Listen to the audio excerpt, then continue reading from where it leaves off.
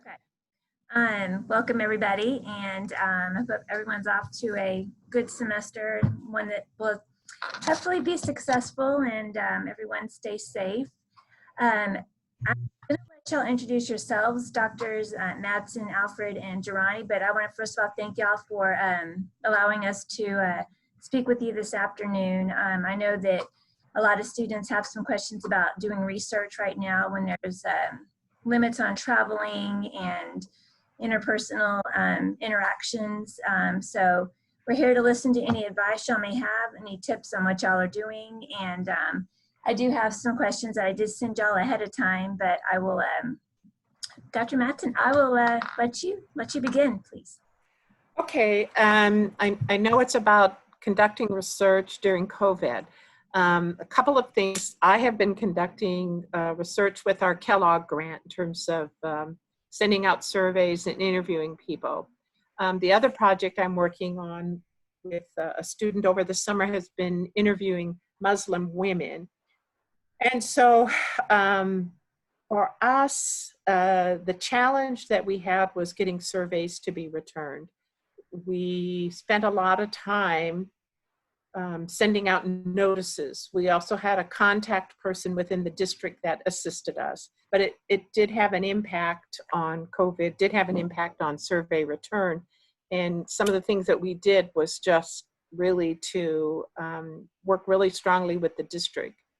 And then for the Muslim women, I was a little nervous about that, given that I was white and they were Muslim, and just the cultural differences and perceptions. And so that was purely online, and we didn't seem to have any problems with that. I thought we got really good, rich data on that basis. So on that situation, that was kind of my experiences in working with COVID. It is a challenge during this time. And so individuals, interviewing individuals, you have to really make sure you're face-to-face in terms of you see my face, you see them. I think you have to kind of develop some strategies to get them talking and feeling comfortable, because it is face-to-face and it's not face-to-face. And so we started conversations, at least for the Muslim women. Tell us about yourself. We exchanged ideas and conversations. Then we had to get the consent form, and so they agreed to do that, and we taped it. And so it worked out fairly well with us. So those are just my experiences. I have more to share, but I didn't want to take up the entire time. Is that what you were looking for, Carrie? Yes, and okay. We hopefully have some questions, but okay. Starting. Dr. Alfred, how about you? Yeah, I thought about that and just jot down some reflective notes that I can share, not from experience with doing research, but as someone who teaches research, and as a researcher, what one needs to be mindful of during this pandemic era. The first thing I would suggest to you is that, again, make sure your topic is of interest to your participants, because right now, people are experiencing a high level of anxiety, of fear, of uncertainty, and you are calling on them to be a participant in your research study. That's the list of their priorities.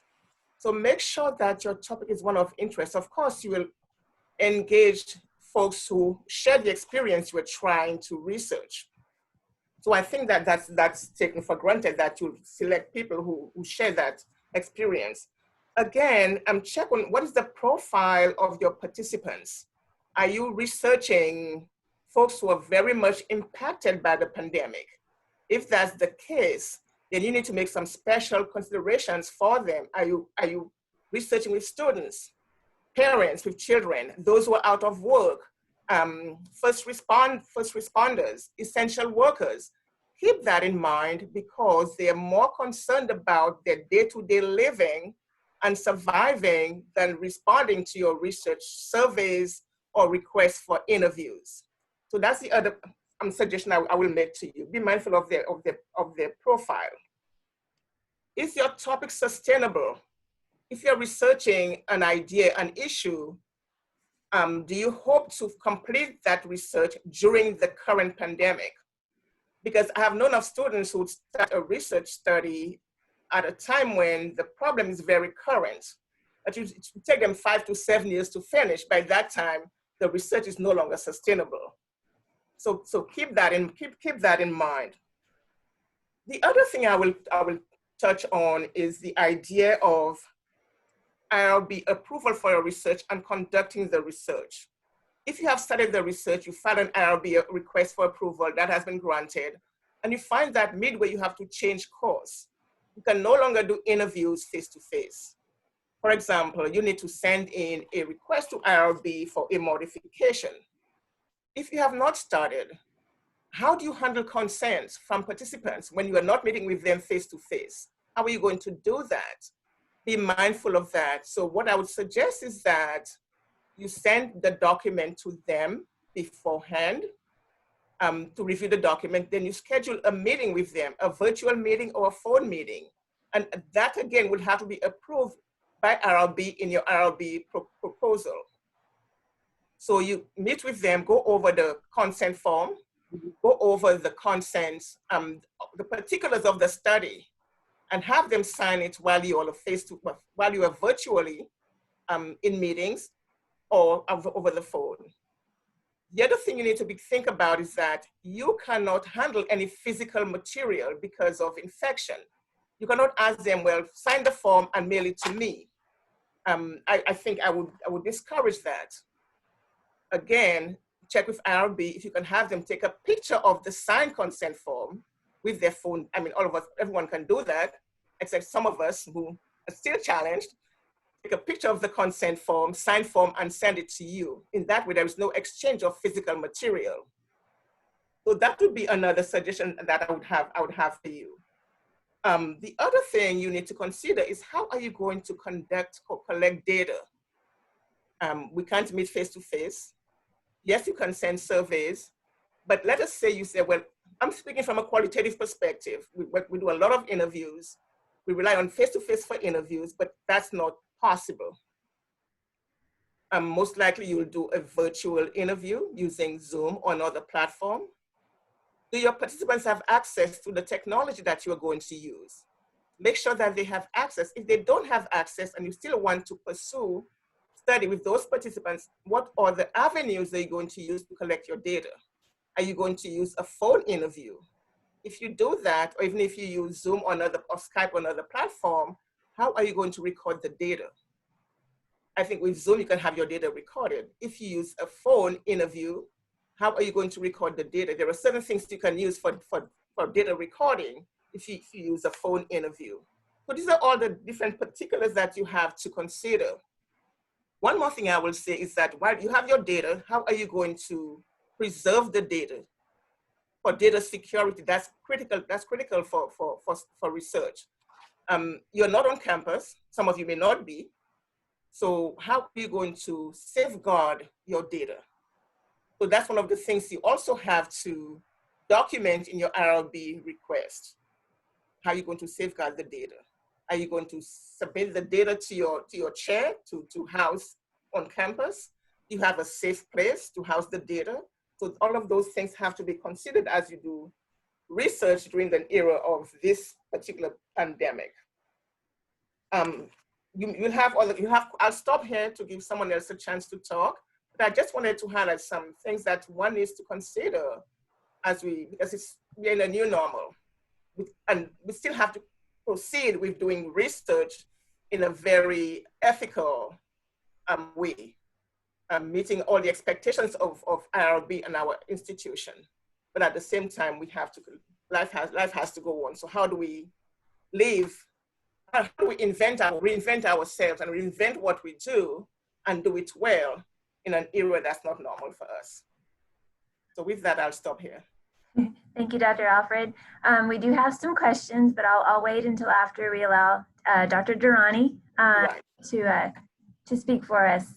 Dr. Dirani? Thank you, Gary. First of all, thank you, Gary, for organizing this webinar. It's very important for students and for us. For those who don't know me, my name is Khalil Dirani. I am the program chair of the HRD program. I do research. I'm working on 3 projects over the summer, and I will share with you the experiences that I had or we went through over this project. The first project is with USAID, and we're conducting data in Uganda. A team of us were supposed to leave, like 2 individuals were supposed to leave to Uganda, collect data in May and June. But due to the COVID-19, we were not able to do so. The IRB, it took much longer time to get the approval because we made some changes. So what we were fortunate enough to work with an organization that has people in Uganda that conducted the interviews for us. We just received, actually I just received an email about the coding. This is a qualitative study. We were interviewing 40 local community leaders about commitment and capacity in that region. So we were lucky enough to have an organization on the ground conduct the interviews for us, and IRB took a while to get back to us with the approval. Some of the interviews were done face-to-face because of the leaders in the communities agreed to do face-to-face interviews. Others who wanted to do them over Zoom or Skype, we were able to do so as well. So that's how we fixed that problem. So the money we allocated from the grant to travel, we changed that money, and USAID was very flexible in changing the budget from travel money to paying an organization, local organization. But we made sure that that organization has the skills, has individuals with the skills and expertise to conduct the interviews. And IRB made sure that we get all the documentation to show that. So that's the first project I was involved in. The other project is one of your colleagues. I'm not going to mention his name. He's one of my PhD students. I don't know if he's with us now. But anyway, he's doing a survey, and he was supposed to collect data on corporate social responsibility, trust, ethical issues. But due to COVID-19, he was supposed to collect data in April and May, and due to COVID-19, he did not have access to this organization. He tried to hire a company that would promise to collect data for him, but that was a big failure because people would go in, either fill it in like 1 minute or fill all the answers as AAA or BBB or whatever. So we didn't use those data. We moved from random selection of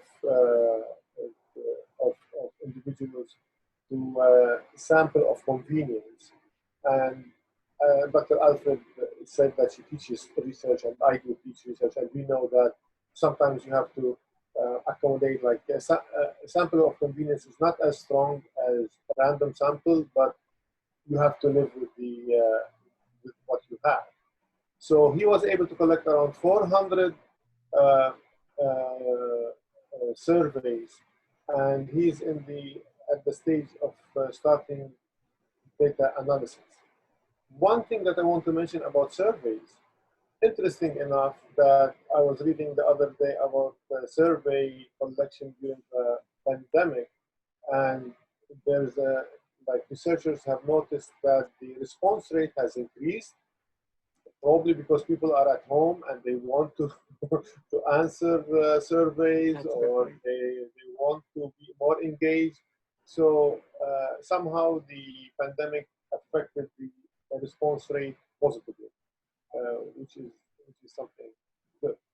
The third project that I'm involved in, and I just had a Zoom meeting this morning, we're doing an action research project where we're inviting 40 experts, scientists, about who are concerned about the environment in the Gulf of Mexico. And my part is to bring those together to get their to conduct an action learning process. What are the like priorities? What are the threats for the Gulf of Mexico from an environmental perspective? And they are scientists, professors, practitioners. So different sectors, different groups, and we invited 40. We got around 60% response that yes, they will participate next week in our workshop, which is very interesting. So we're going to continue conducting the same things we conducted in like as if we're doing it face to face, but everything's going to be moved to Zoom. We're going to be recording the sessions. We're going to be surveying or polling the participants. We're going to follow up with them and do focus groups. So everything that we were supposed to do face to face, we're going to do it as a Zoom. And IRB just approved that process immediately. We didn't have any delay in that. The other projects we had delay with IRB, but this one we didn't have any. So these are my experiences over the summer with conducting research while I'm in the pandemic. Thank you. We did receive some questions ahead of time, but I know, Raphael, you just asked a really good one. Would you like to ask that question, or do you want me to? Sure, I could put myself in the spotlight. So yeah, my question was just thinking about those populations that are vulnerable. So people of color, like that don't have access to Zoom, and they probably don't want to meet because they're working or something. How do you help those people? Like, what are some practical things that you could do to meet with those people or something? Well, would you state again your concern? Like, what's exactly the concern? Like, interviewing vulnerable people. Yeah, because these people don't have Zoom or all these other platforms. So what are we doing to be inclusive to those people as well? Good question. We did two things. Because we work with we're working with a school district that has a high percentage of Hispanic poverty students, ELL, and we were concerned about how could we get parent information. So in that particular case, what we did know was, again, it was the inside district person who knew of some families that the district had given them like laptops and things like that. So we were able to collect that information. We didn't get a high percentage of vulnerable families, but we did get some. And that was very helpful to us. We then did follow up because the districts, most of these families do have phones. And so we sent out a message about could we do phone interviews, and that's how we conducted those. The problem then was I don't speak Spanish, but my research assistant Elizabeth does, and so between the two of us, we were able to collect information. So that was really helpful. On the survey portion of that, we did include COVID questions, and we left it open-ended, and so we have lots of data about their, at least teachers' perceptions and leaders' perceptions of how they felt the school district responded to their needs, and also with parents. So you might want to think about adding a text box in there so you can get information that way as well. Yeah, Jean, I agree with what Dr. Madsen had said. I call you Jean. Dr. Madsen had, I'm just That's noted. right, Dr. Alfred. But Raphael, you said your comments, you asked, how do we help them? I think you should say, how can they help me with my research? Because you are the one who's seeking information from them to help you with your research, not you to help them. Your research eventually will inform them, will help them in one way or the other. They'll benefit from your research, but at this point is how can they help me? How can I access the data that I need from them to help further my research? And Dr. Madsen is right. Everyone has a smartphone. They may not have access to technology or to Zoom platform or to Skype or to whatever platform you want to use, but they have access to a phone. And I go back to Dr. Lincoln. Dr. Lincoln would not allow you to tape record anything. She'll want you to take notes on Field notes. I was in her class. Take your I field know. notes. So if you have a technical class with Dr. Lincoln, then you use your shorthand and you take notes. Once upon a time, back in the olden days, when I was starting as a researcher, the old landline, there used to be a little gadget you can buy and hook up to your recorder and your phone, and it would record the conversation for you. I don't know if that still exists. Maybe a variation of that might still be out there. But there are ways we can get the data without the virtual technology that many of our vulnerable populations may not have access to, and yet still get our research done. Yeah, and I would echo the same thing that my colleagues said. The concrete example is the community leaders and participants from Uganda. Some of them did not have like Zoom or any sophisticated technology. We personally offered like $5 for if they needed to connect or they're going to use data on their phones. But the majority of them, I would say, they use something called WhatsApp. Yes. It's like usually if you connect it to any. And that's free. That's free, exactly. So and they were very helpful because even if we would be there on the ground, it wouldn't be as effective as the people who collect the data, because even though they speak English, they speak the local dialect English. Right. And we had to adjust the questions to their English, like our interview questions.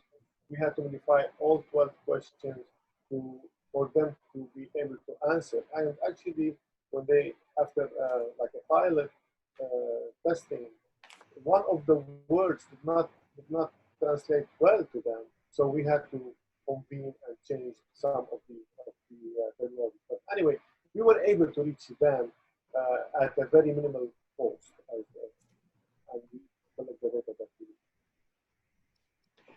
Another thought too is that not just interviews that you sometimes struggle with, but it was also observations. And so we had to get IRB approval, and we had to block out the students' pictures. But during COVID, we just kind of randomly selected a percentage at elementary, middle, and high school if they would not mind recording their discussions with their students.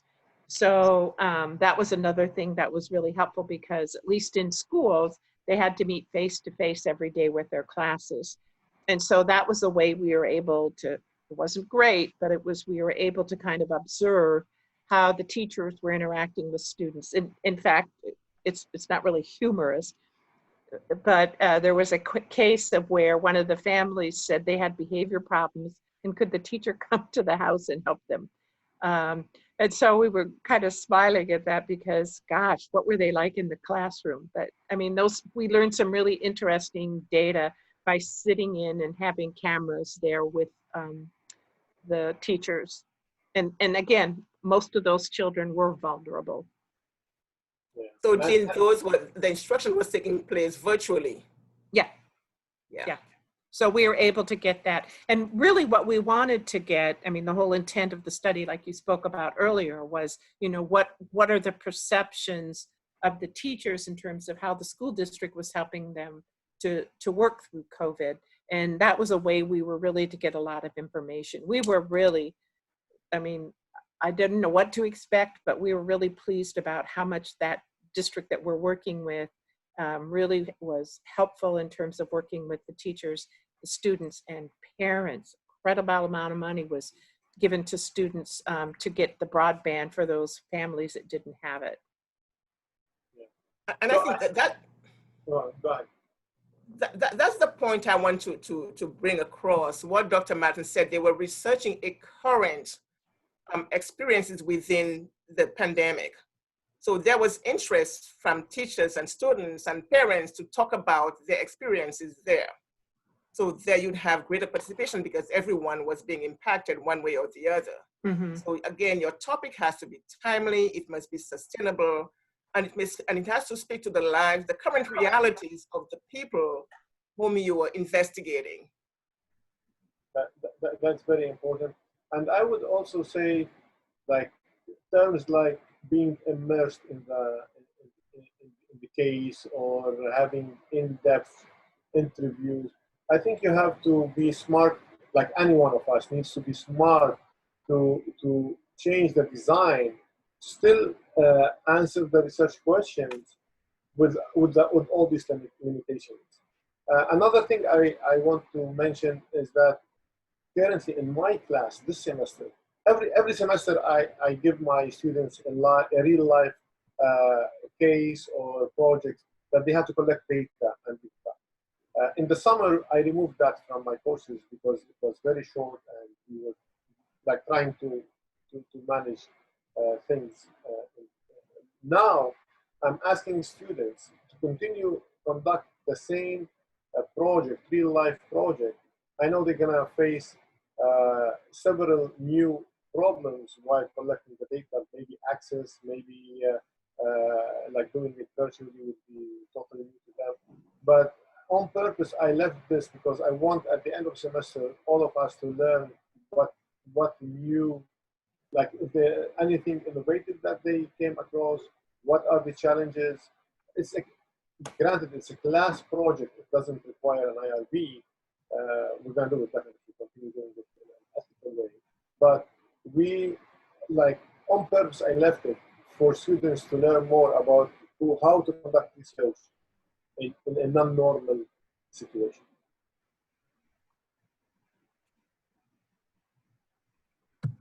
Thank you. One question that we did get previously was, student wants to know, how can we increase participation online for surveys or any other part of the project? Well, I think I mentioned earlier, we had somebody on the inside who could help us. So they were incredible in terms of sending information out to people so that we could interview them. So that was also important. For the interviews for the Muslim women, I'm working with somebody who is in that community and knows many people and probably just kind of did a kind of a snowball kind of thing. So that's how we were able. So one of the thoughts might be is if you're working in a particular area or wanting to know something, do you have a community that's already there that can help you to get contact to others? Okay, we just got a good question. What if we collected data before COVID? Do you suggest we go back to our participants and collect additional data in case their perceptions have changed now due to changes in their current working situations? I would just go back to what Mary said, Dr. Alfred said earlier about what was the intent of what you were trying to do. So if originally in the position you were not planning on looking at COVID, I don't see a reason to do that. The only reason we went back to COVID was because the funders, Kellogg, had asked us to see if we could do some information for them. And so hence was part of the reason for us doing that. But I don't know who asked that question, but I would probably want to know what you wanted first out of your data to see why you need to go back and do a second one. I'm kind of like, don't bother people unless you have to. Right, I agree. Again, you go back to what is the purpose of your study? What was the original purpose that for which the study was designed and approved? And stay with that. If you want to initiate another study, then you do that. But don't go back and change the initial intent of your study. Yeah, and I would add that I'll give one example from the dissertation that my student is doing. We're not changing, it's not, the data is collected, but parts of the limitation of the study are due to the COVID pandemic. So chapter 3 is going to reflect that. And Yeah. I'm sure some of the results will reflect that as well. So we're not changing the research question or the data collected or go back and collect more data, but just because the data were collected during the pandemic, that reflects what people are thinking right now. And from the design perspective, we're going to change like some of the limitations and some of the data collection process, because those were written pre-COVID. We're going to change, rewrite chapter 3 based on what happened, what really happened, not what we wanted to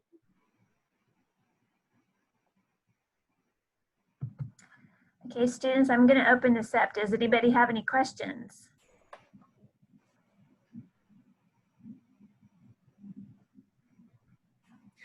I also want to add, at the end of this spring, we had been working with, I cannot think of her name, Tara Flowers, I don't know, but she has since left. But the person we're presently working with is Denise Pugash, and she will be in that position until they find someone else. And I don't know where they are. Presently in July, it was still Denise. So in case you're wondering to know who's the person, who's the contact for the College of Ed. Contact for what, Dr. Madsen? For getting IRB approval and for asking Okay. questions and so forth, yeah. You know, I suggest probably, Carrie, if you can arrange a similar, maybe 30 minutes, an hour meeting with IRB, because they have lots of questions, and IRB can shed lots of insights, I'm sure, with the shifts in doing research and the virtually things. Yeah, they might benefit from a session like that. And I think one of the things that's helped me, because even I get challenged with IRB. I know I don't want to terrorize you, but even before COVID. Before and after COVID. But, you know, get some samples to look at. So I send to my students that are working on IRB, you know, all the documents are up there, but it just is overwhelming. So, you know, I would say if you can get somebody you know who's already submitted an IRB that didn't have many changes to make, is to go ahead and find them. I have one, but it was for studies, but I've been sending it out to my students to just kind of follow that. It's I'm telling you, when you get down to the questions about, I can't remember which one it was, but it's a challenge. But it's all for the right reasons. Let's just say that. Yeah, and they do it probably once a month or something like that. So if you miss 1 week, you have to wait another like 3-4 weeks for you to get a response. So it's critical that you communicate with them as much as you can. Right. And my thinking, of course, it's COVID, but I'm not afraid to, you know, tell the student, pick up the phone, call them. Yeah, and don't be, you know, don't just, and then when you get the changes, if you don't understand, talk to somebody about them, because I have had students that you can wait almost 3 months to finally get approval. And again, you get your proposal done and then boom, it's that IRB can break or make you. It's, and again, don't mean to terrorize you, but it's nothing, you got to include it in your timeline of trying to complete your research. Yep. Do we have any questions? I have a comment.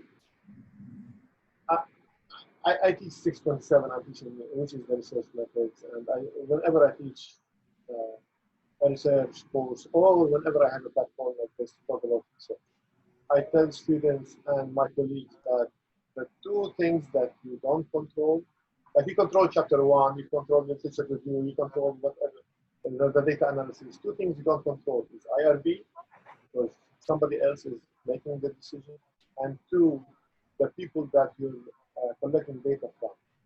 You, like, in normal times, I said, like, we beg people for information because you're going to somebody's house or work or whatever means you're collecting data from, and you're asking them for information that might be important to you, but that's very personal information.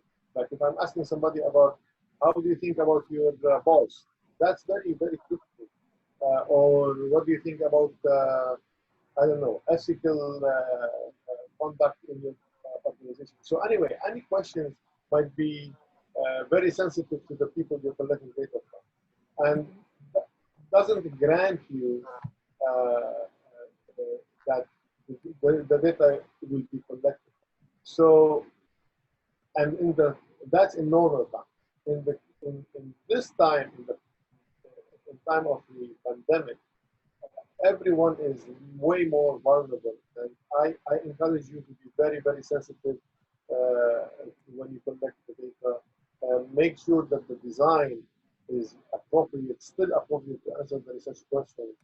But if you have to adjust the way you collect data, if you don't have to record the interview, or if your survey is very long, so always look at different ways to make it easy for the person to authentically, to truly respond to your survey or your question, and not just spend 5 minutes with you just to say, I think I can do it. Yeah, Kerry, I see your comment there. Yeah. I agree. I strongly encourage you to work with your chair. Not even your committee members, work with your chair, because your chair is going to help you, navigate any landslide, any landmines. Just work very closely with your chair.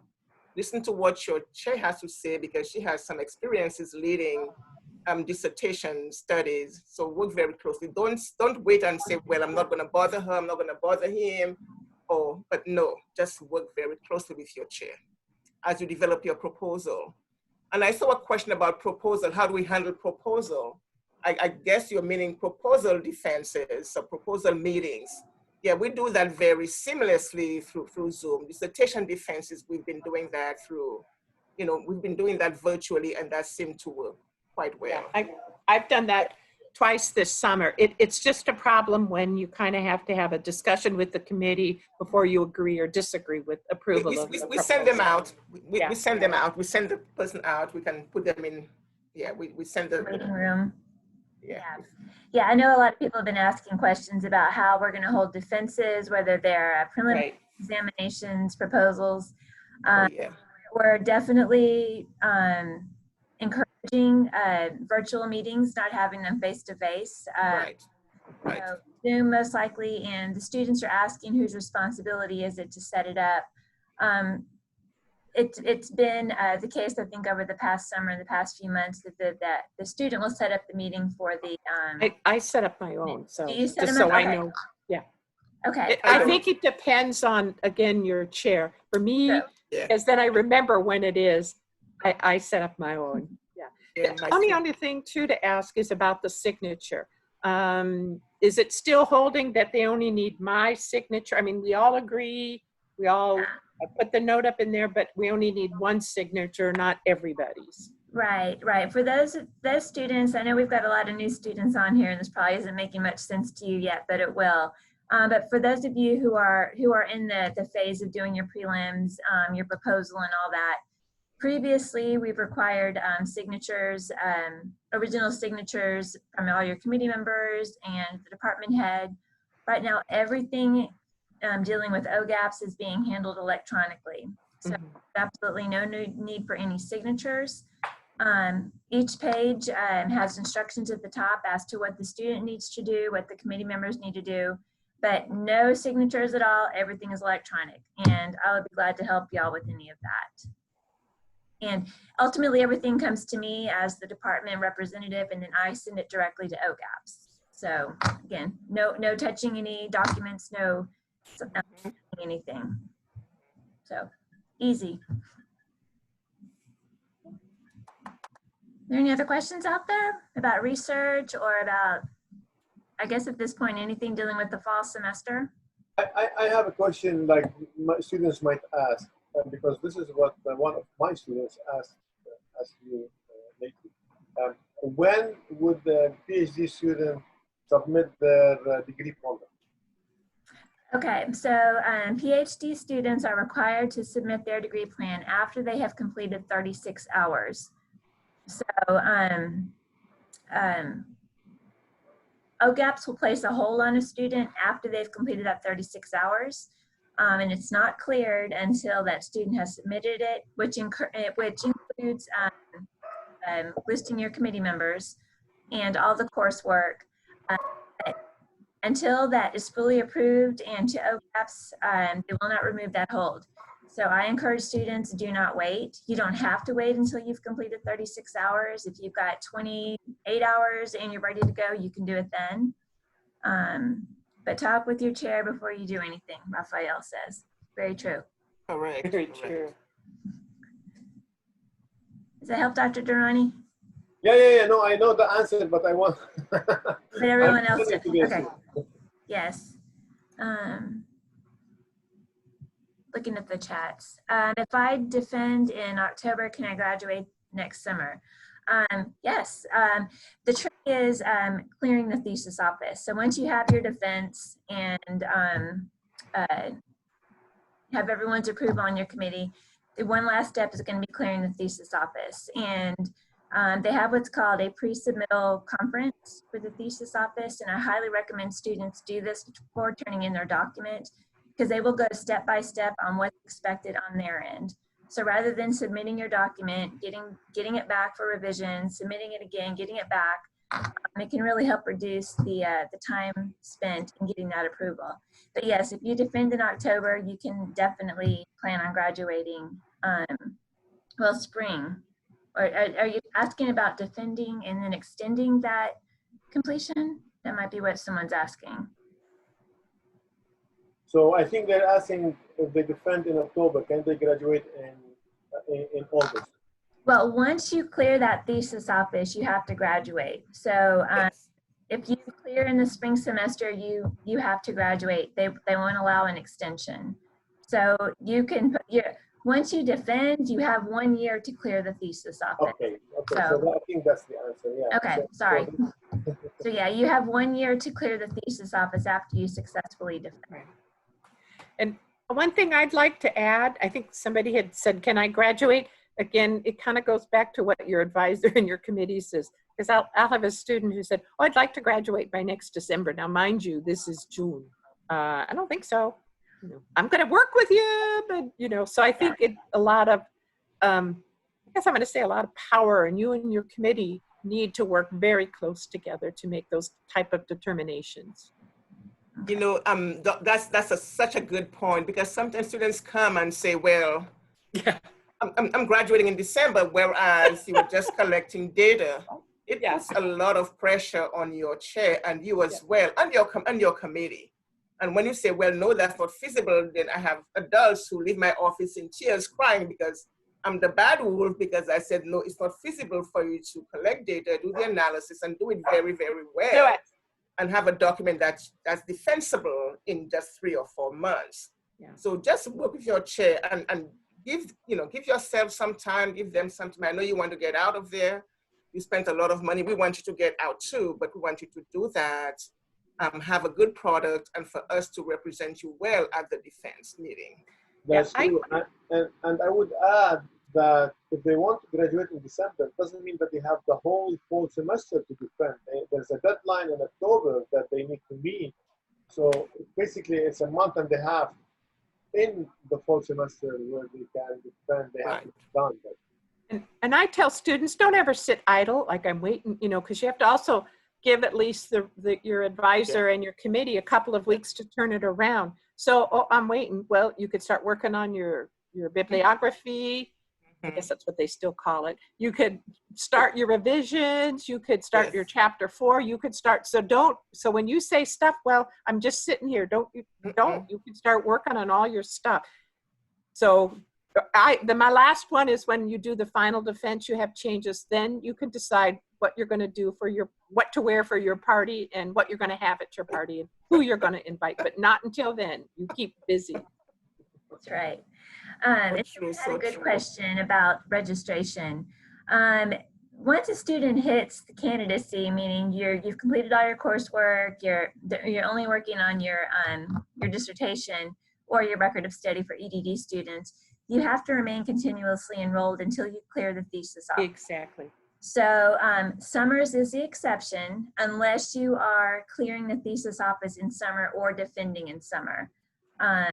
So to kind of keep that in mind. So once you have your defense, if the student has it in October and isn't able to graduate in December, if they have not cleared the thesis office by the time that next spring semester starts, you must be registered for at least 1 hour. And that's going to be the case until you clear the thesis office.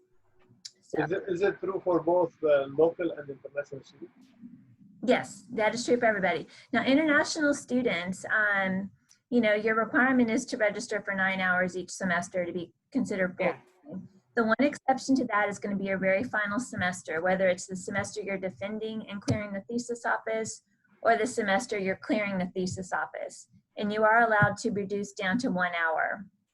You do have to fill out what's called a reduced course load form. And that is something you would get from the ISS website, and you would work with your chair and with my office to get that submitted. But that will allow you 1 semester of just 1 hour. So let's see. We have a question. Do I have to continually update my degree plan and gain approvals for just 1 hour at a time? Okay.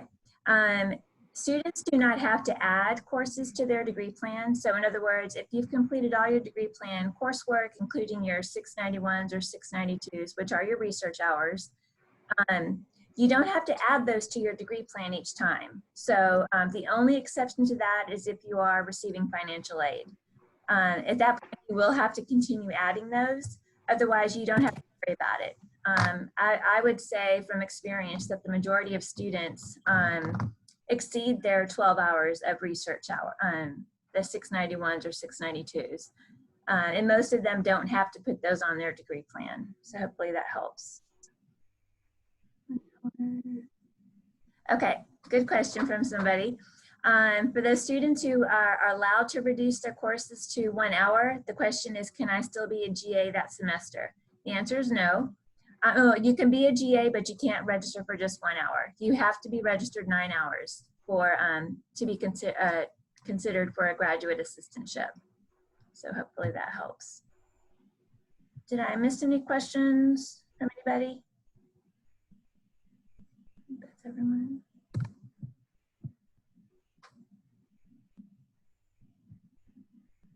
Okay. Dr. Dirani, you might be able to help with this one, and you and I probably need to figure this one out. How are we going to handle qualifying exams this semester? Oh, yeah. That's very, very good question. Probably they can sit and take it in front of a Zoom or something like that. Yeah, we'll have to figure that one out. Y'all are having a program meeting coming up soon, right? Yeah, the second week of September. But I'm gonna ask the graduate faculty to do more together, because we need to also to respond to the expedited MS. Right. Okay.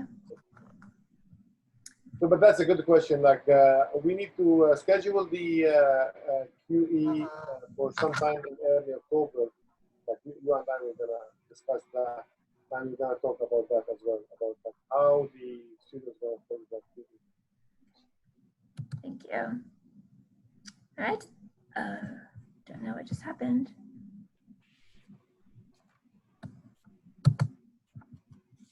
Sorry. Are there any other questions out there? Okay. Faculty, would you like any last words before we sign off? I guess we'll just have this kind of every once in a while, have a meeting, because I think it's really helpful for students. Okay. I'm assuming everybody else married. Oh. Yeah, I agree. And what my advice to you is to just stay the course, stay focused, but most importantly, work closely with your chair for directions in moving forward. I mean, if you work closely with your chair, then you find that you're making a lot better progress, because sometimes students disappear for a semester. Yep. And then they reappear and tell you, well, I'm ready to defend, I'm ready to finish. So just stay the course, work with your chair consistently, and then you'll find that you'll experience much better results than by you disappearing and reappearing. Yeah, I echo the same thing. And something that Dr. Alfred mentioned earlier, please, whenever you, I know you might need feedback from your committee chair or your committee members. So if you submit something to them, give them 2 weeks. Like, don't schedule things like 1 week after. Like, Yeah. give them just 10 to 15 days to respond or be able to look at your documents. Believe me, this summer had one of the busiest, most hectic summers I've ever been to. I tried my best to answer students, but still, sometimes some emails went through the cracks. But in general, like, we understand that you have work and you have life and we all under stress. Same thing applies to faculty. Okay. Well, thank you all, and students, thanks for joining us. And we do plan to have a few more sessions like this throughout the semester. And if there's anything in particular that y'all would find helpful, please let me know. Don't hesitate. We are having a mental health, I guess I'm not going to call it a presentation, but someone from the Counseling and Psychological Services will be joining us next week for a session to talk about mental health awareness. And That's me. one of you, you'll be our guest speaker. No, I need to attend that. You'll attend it? Okay. Yeah, we all need it. Yeah. Yeah, get one for faculty. No, I will. But there's a lot of resources out there for students, and I don't think y'all are aware of all of them. And hate to say it, but a lot of y'all are paying for these. But the idea is that y'all are able to get in touch with these resources, and hopefully I encourage y'all to ask questions ahead of time also. And I have received quite a few, and it's actually encouraged us to have another session on something entirely different. So again, please keep sending us any kind of questions you have or suggestions you have for future seminars. And I want to thank all of y'all, and have a good week. Thank you, Carrie, for setting it up. Carrie. You're welcome. Thanks for joining us. All right. Take care. Bye. Bye.